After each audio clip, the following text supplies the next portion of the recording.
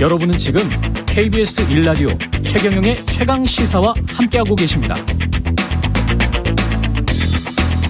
네, 어제 MBC 스트레이트가 윤석열 국민의힘 대선 후보 배우자 김건희 씨와의 통화 내용을 공개했는데요.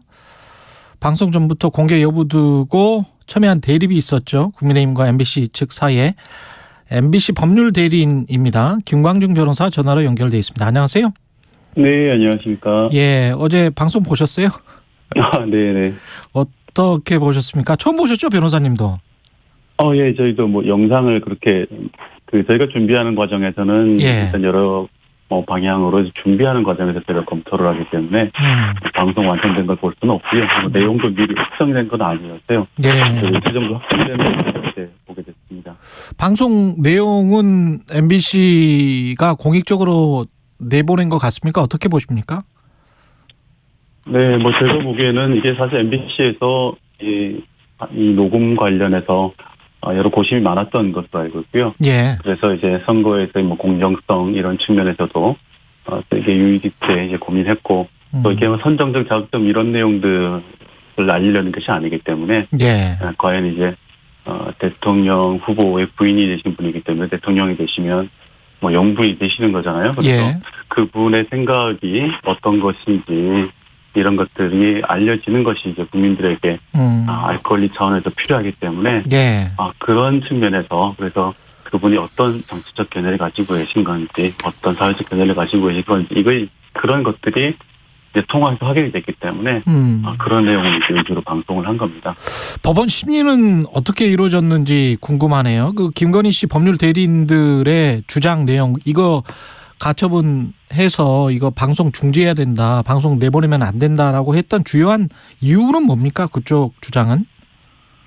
첫 번째 이제 김건희 씨 쪽에서 주장하신 거는 이게 사적 대화다. 사적 대화다. 사적 대화다. 네, 예. 사적 대화이기 때문에 방송할 수 없다 하는 거고 사적 대화라는 거에 근거는 이 녹음을 하신 그 전화 통화를 하신 분이 유튜브 촬영 기사지. 예.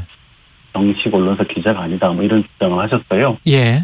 그런데 이분이 서울의 소리라는 그 곳이 이제 정식으로 인터넷 언론사로서 등록이 된 곳이고 그 전화 통화를 하신 그 임명수 기자도 그 홈페이지 보셔서 아시겠지만 한 124건 정도의 기사가 이제 작성하시고 홈페이지 게재되어 있는 분이세요. 기자이신 건데. 예. 그러니까 기자가 아니니까 그냥 유튜브 촬영 기사니까 사적 대화다. 이런 논리를 통할 수 없었던 거고요. 예.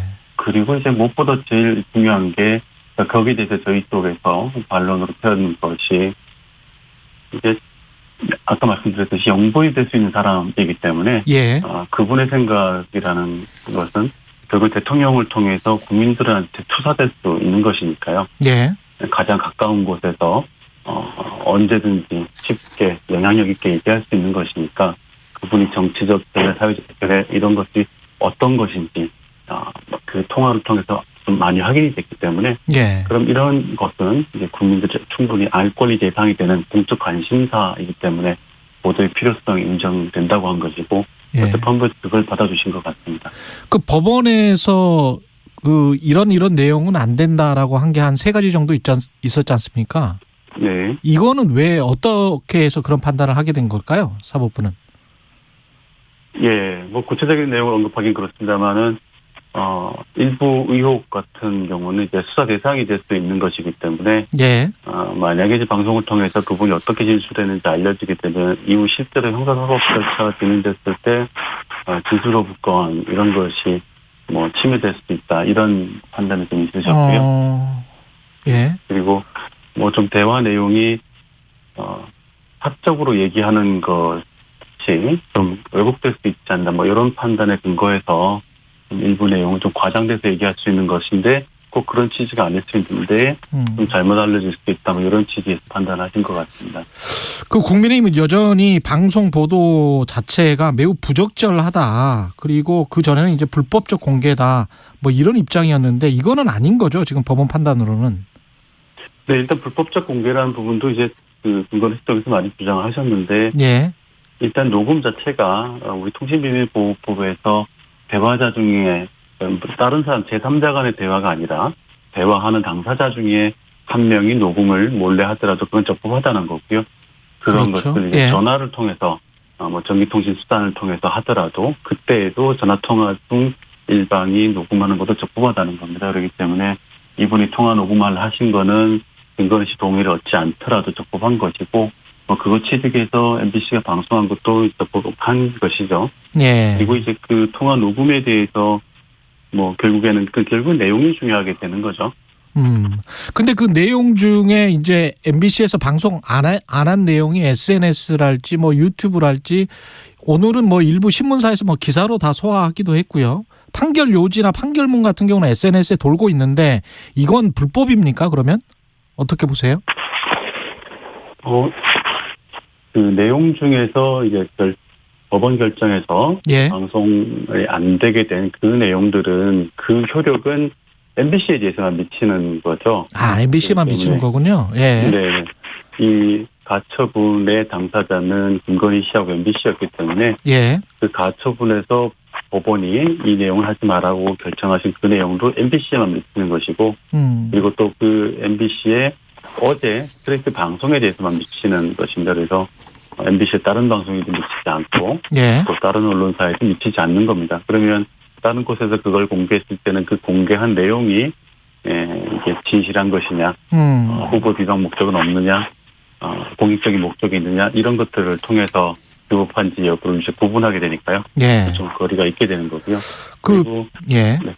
변호사님도 저 SNS 통해서 보셨을 텐데 판결문이랄지 뭐 이런 경우는 뭐 공개되는 경우가 많습니다만은 판결 요지라고 해서 한 장짜리가 SNS에 지금 돌고 있거든요. 네. 그거는 지금 말씀하신 대로 진실한 겁니까? 아니면은 뭔가 왜곡이 있는 겁니까?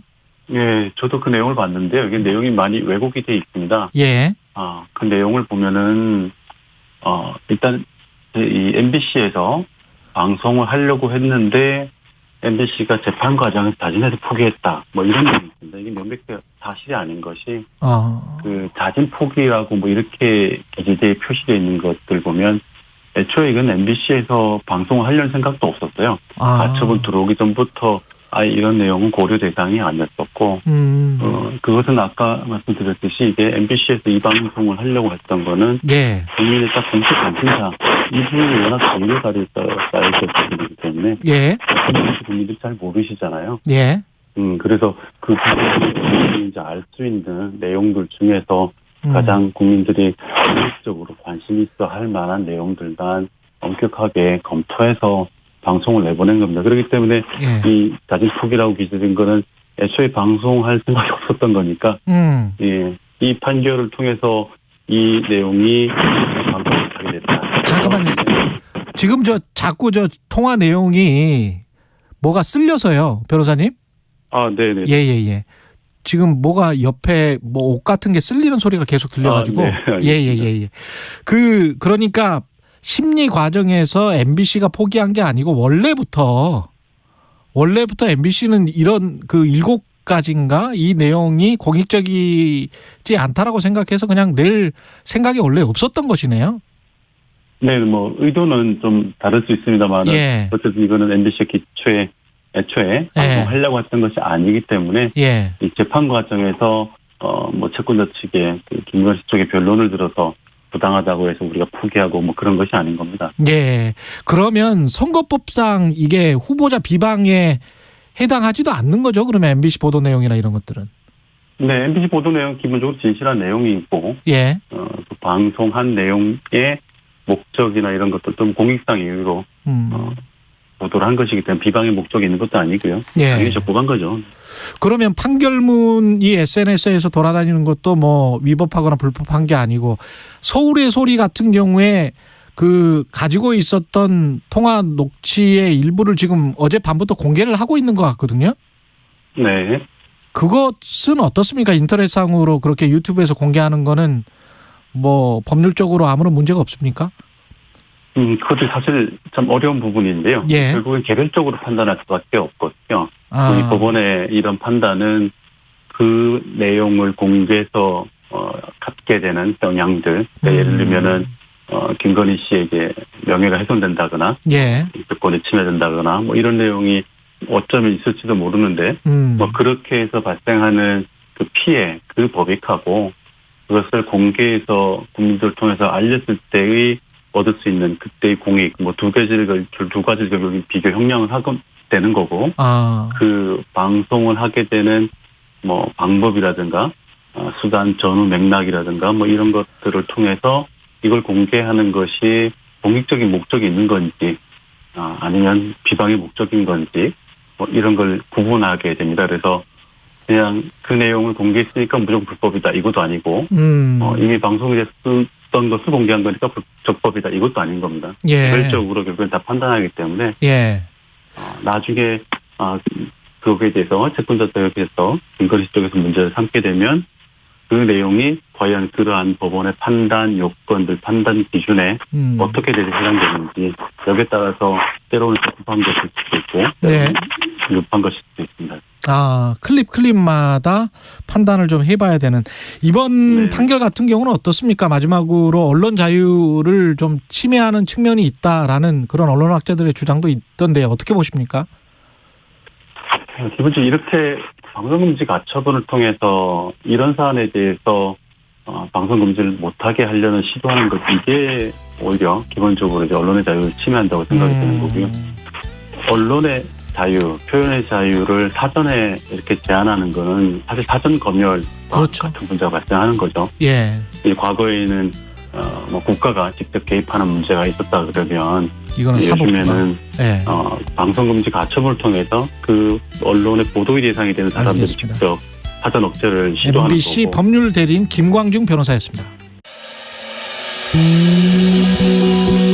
코로나19 발발 시점부터 현장에서 근무를 하고 있는 방사선사입니다. 2020년